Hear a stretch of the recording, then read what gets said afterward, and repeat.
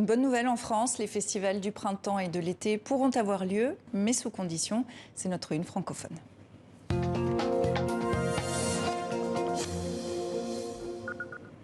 Les organisateurs demandaient un horizon pour le printemps et l'été. La ministre de la Culture leur a répondu.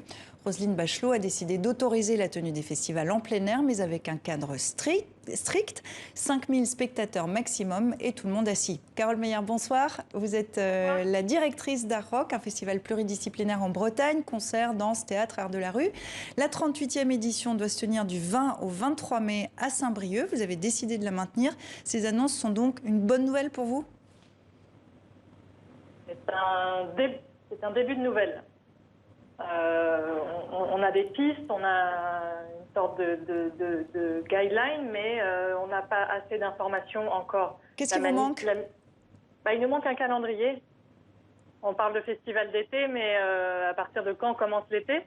Quid des festivals du printemps? Est-ce qu'on peut ouvrir en mai? Dans quelles conditions? Voilà, il y a encore peu d'infos. Ouais. Donc vous êtes encore dans l'attente. Dans la mesure où ça aurait lieu, donc c'est dans 2 mois à peu près, quelle garantie sanitaire vous allez offrir ? On travaille sur des protocoles sanitaires avec d'autres festivals depuis déjà plusieurs mois.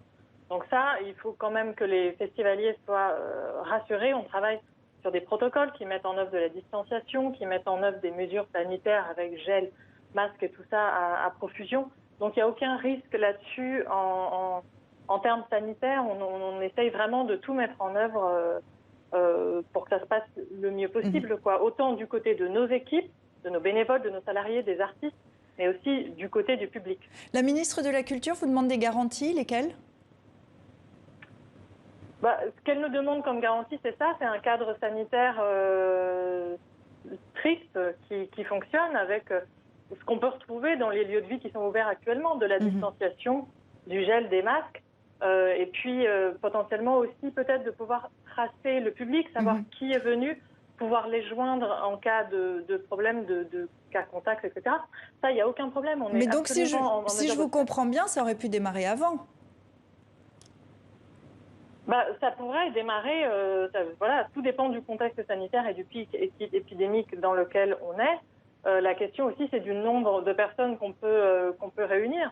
Ça pourrait démarrer avant, peut-être avec des jauges moindres si le contexte sanitaire n'est pas propice.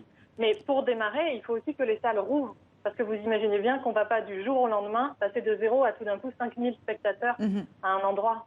Un mot quand même sur la programmation. J'imagine que vous avancez là-dessus. Ça sera forcément plus français que d'habitude puisque les frontières sont fermées ? Tout à fait, vous avez raison. Ce sera bien plus français que d'habitude pour se prémunir de fermeture de frontières, d'éventuelles quarantaines qui seraient appliquées à l'arrivée ou au départ de la France et qui pourraient compliquer des tournées d'artistes. Mais pour autant, la programmation sera quand même très très riche. Et nous, on a la chance d'être pluridisciplinaires et d'avoir notamment des expositions. Et heureusement, le Covid ne nous empêche pas de faire venir des œuvres de l'étranger. Donc, on aura en art visuel, on aura des artistes qui viennent en dehors de nos frontières. Et on voit que vos yeux brillent. C'est tout ce qu'on vous souhaite. Merci beaucoup d'avoir été avec nous. À très bientôt. Merci à vous. Au revoir.